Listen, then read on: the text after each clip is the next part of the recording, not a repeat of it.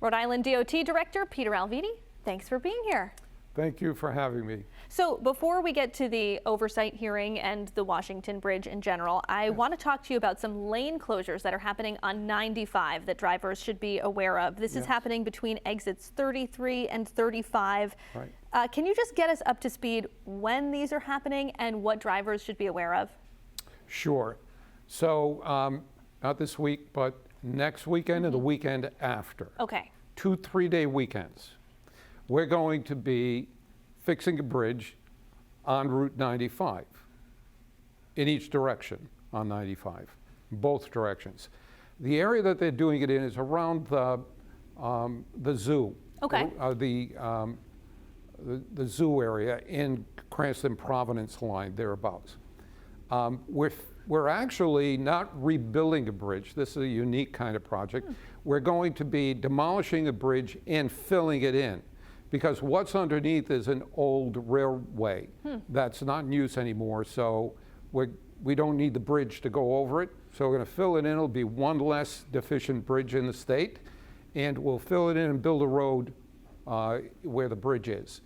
They're going to do that in 2 3-day weekends. Okay. That means that during those 2 weekends, there'll be a little bit of congestion because we'll be narrowing the travel through lanes from 3 or 4 lanes that are going through there now to 2 in each direction. So you'll still be able to get through, but you need to expect some delays. So if there are other routes that you could take around this area during those 2 weekends, do it. We suggest that everybody does that. Okay. And that'll make things go a lot easier. We've done this before with projects in and around that same area. And this is a part of a bigger project where we're actually fixing 15 bridges in that area. So this is one of them. Rather than prolong the agony and do it over months and months of traffic congestion, we're going to condense it to 2 3-day weekends. The contractors figured out a way to do that, and we get it done quickly. All right, so next weekend and the weekend after, some lane closures on 95 in the Cranston-Providence area. Be aware if you're planning to travel through that spot. Thank you for getting that word out. Of course, and you know, as we've been reporting, I want to talk about the Washington Bridge oversight hearing. It's coming up on November 13th. Sure. Lawmakers plan to ask questions of witnesses like you under oath. Are you planning to take the oath? Would you be willing to be questioned under oath? I will answer the questions the same way under oath that I always do. Well, same way here with you, the same way with anyone. And it's not going to change one bit the way I answer the questions. But yes, absolutely. The governor has expressed some concern that perhaps by taking an oath it would jeopardize the litigation that's ongoing with the Washington Bridge. You don't share that concern? Look, there are a lot of discussions going on among other people at a higher pay scale than me that'll determine how the hearing is conducted. I can only ask that it be fair. My experience is that it has been fair with the legislature, and I'll answer in the same way regardless of whether I'm under oath or not. I feel though I'm under oath every day of my life.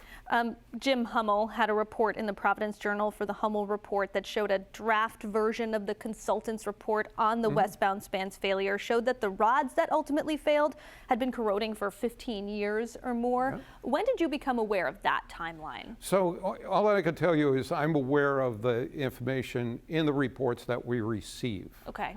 And the very reports that he's talking about were available to us at the time we did the closure.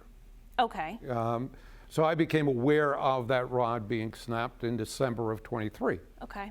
Had the reports and the people that we hired to do those, the private companies, the experts that we hired to do those, had they told us months ago or decades ago that the rods were snapped and we had to reconstruct the bridge, we'd be reconstructed. We've done that with 300 other bridges that we've done during the last 10 years. We've built 30 bridges a year on the average, all with the recommendation of these private companies. They advise us, we hire them to do that. They put their stamp on it and say, this is the inspection, this is what's wrong with the bridge, and this is what you should do. And we do that, and we've done that with 300 bridges.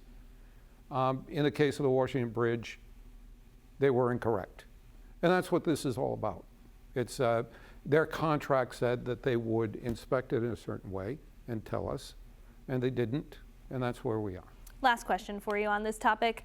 For people out there who might be frustrated that there's been a lack of accountability or a lack of transparency about the westbound spans failure, what do you say to them? We have published all the information that we could. Every time we learn about something, and of the 300 projects we've done, we have monthly, quarterly reports that we publish on a regular basis. So have we with this. Every step of the way, any information that we had, we would provide. The only times that we were restricted in any way is when our attorneys were saying for the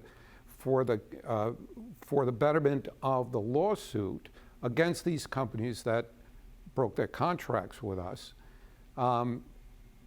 that we refrain from talking about certain aspects of it until it gets to court. That's on the advice of our attorneys, just like all of us have attorneys that advise us to do certain things.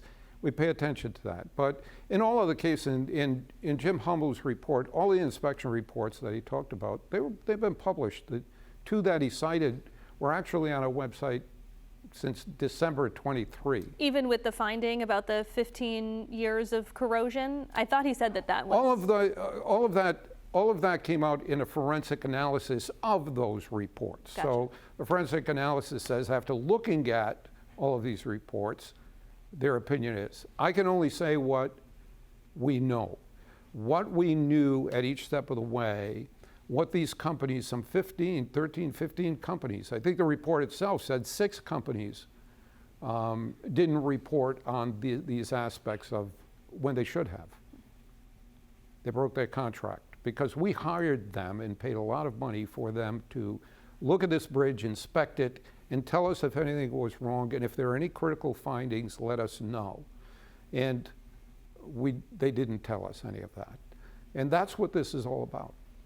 Rhode Island DOT Director Peter Alviti, we are out of time, but thanks so much for being here. Thank you for having me, as always.